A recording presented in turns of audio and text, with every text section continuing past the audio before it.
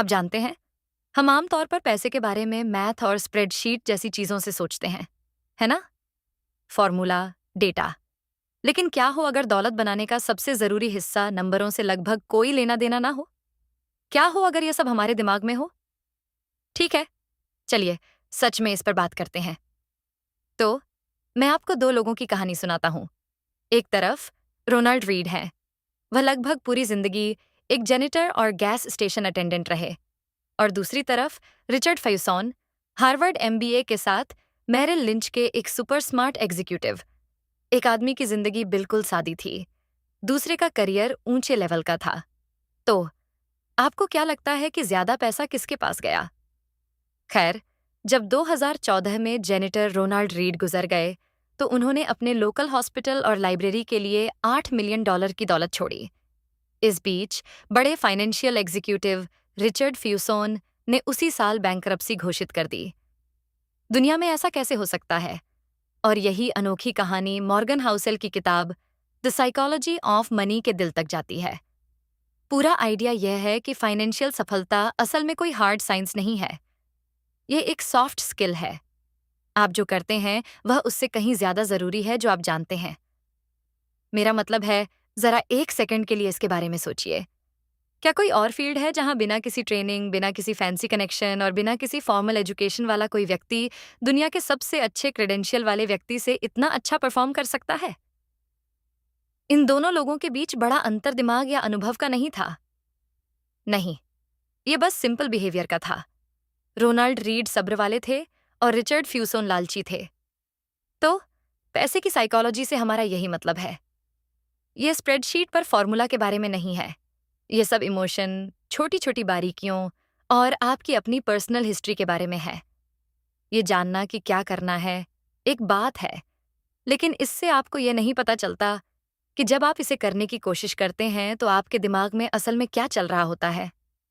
ठीक है, तो यह एक बहुत ही दिलचस्प बात सामने लाता है।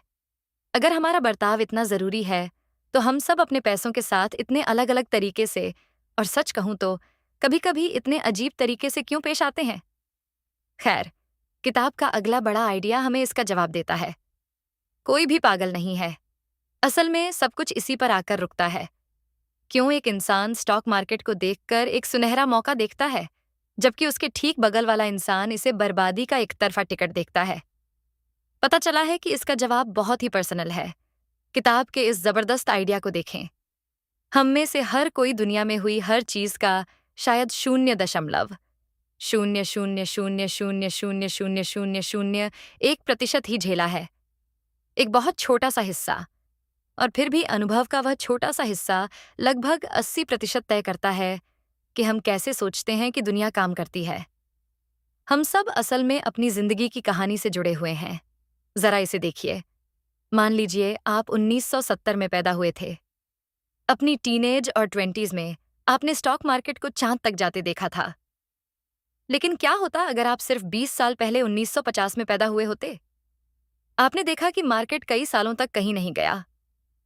महंगाई के साथ भी यही बात है। अलग अलग समय में पैदा हुए दो लोगों ने पैसे के बारे में बिल्कुल अलग अलग सबक सीखे। उनमें से कोई भी पागल नहीं था। वे बस अलग अलग असलियत में रहे। लेकिन ठीक है, ये सिर्फ हमारी पर्सनल हिस्ट्री नहीं है जो ये तय करती है कि हम कहाँ पहुंचते हैं। हमें इन बड़ी बाहरी ताकतों से भी निपटना पड़ता है।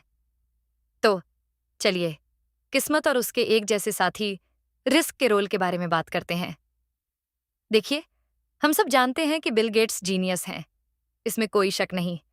लेकिन उनके पास प्योर लक का 1 इन ए मिलियन डोज भी था। 1968 में वह इत्तेफाक से लेकसाइड स्कूल गए, जो पूरी दुनिया के उन कुछ हाई स्कूलों में से एक था जहां कंप्यूटर था। वह एक्सेस उनके लिए लकी ब्रेक था। अब उस सिक्के के दूसरे पहलू के बारे में सोचिए। लेकसाइड में गेट्स का सबसे अच्छा दोस्त केंट इवांस नाम का एक लड़का था। वह उतना ही स्मार्ट, उतना ही मेहनती और कंप्यूटर में उतना ही अच्छा था। वे असल में साथ में एक कंपनी शुरू करने का प्लान बना रहे थे। लेकिन केंट इवांस की ग्रेजुएट होने से पहले ही एक माउंटेनियरिंग एक्सीडेंट में मौत हो गई। लाखों में एक दुखद घटना। देखिए, लक और रिस्क असल में एक ही ताकत है, बस उल्टी दिशाओं में इशारा करते हैं।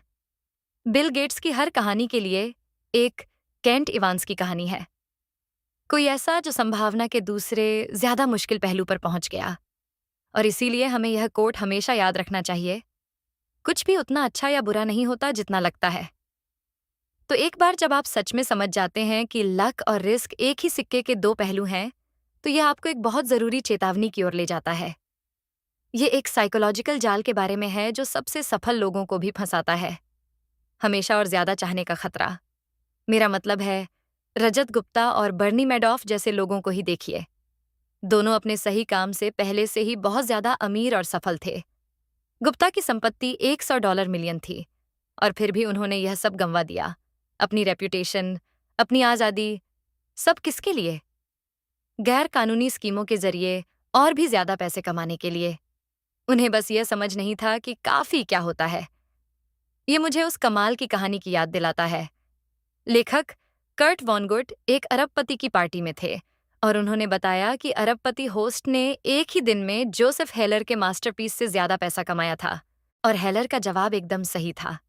उसने कहा, हाँ, लेकिन मेरे पास कुछ ऐसा है जो उसके पास कभी नहीं होगा। काफी। और यही शायद सबसे मुश्किल फाइनेंशियल स्किल है। बस गोल पोस्ट को हिलने से रोकना। क्योंकि जरा सोचिए, अगर आपके रिजल्ट के साथ आपकी उम्मीदें बढ़ती रहेंगी, तो आपको कभी नहीं लगेगा कि आपने यह कर लिया है। ज्यादा पाने की यह भूख आपको बड़े और बड़े रिस्क लेने के लिए उकसाती है, जब तक कि आप आखिरकार टूट न जाएं। तो अगर रॉ इंटेलिजेंस चाबी नहीं है और लगातार ज्यादा के पीछे भागना एक खतरनाक जाल है, तो दौलत बनाने का सबसे पावरफुल टूल क्या है? खैर, जवाब हैरानी की बात है कि आसान है। ये एक चीज है जो रोनाल्ड रीड चौकीदार के पास थी और रिचर्ड फ्यूसोन एग्जीक्यूटिव के पास नहीं थी। समय। जब आप बहुत ज्यादा दौलत के बारे में सोचते हैं, तो आप शायद वॉरेन बफेट के बारे में सोचते हैं। और हाँ, उनकी नेटवर्थ सच में हैरान करने वाली $84.5 बिलियन है। लेकिन यहाँ वह हिस्सा है जो आपके होश उड़ा देगा। ये तब है जब उन्होंने इतना सारा पैसा कमाया था। उनकी पूरी दौलत का 96% हिस्सा उनके 65वें जन्मदिन के बाद कमाया गया था। यानी $81.5 बिलियन तब आए जब वे पहले से ही सोशल सिक्योरिटी के लिए एलिजिबल थे। हमारा दिमाग इस तरह की कंपाउंडिंग को समझने के लिए बना ही नहीं है। यह तुलना समय की ताकत को और भी साफ कर देती है।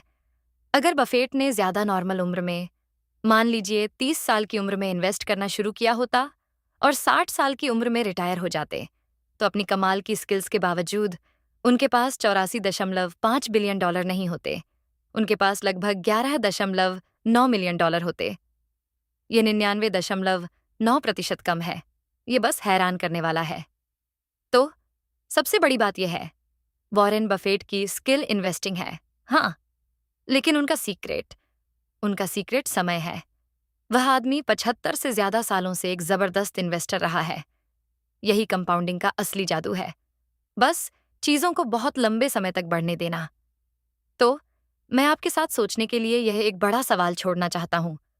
अगर हम इस बात से सहमत हैं कि पैसे के साथ अच्छा करना मैथ से ज्यादा साइकोलॉजी से जुड़ा है, तो पैसा बनाने के लिए हमारा सबसे जरूरी टूल क्या है? ये कोई कैलकुलेटर नहीं है, ये कोई स्प्रेडशीट नहीं है, यह हमारी अपनी सोच है, ये विनम्रता है, ये सब्र है, और शायद सबसे जरूरी, ये हमारी काबिलियत है कि हम आखिरकार देखें कि हमारे पास क्या है और कहें, पता है क्या, ये काफी है।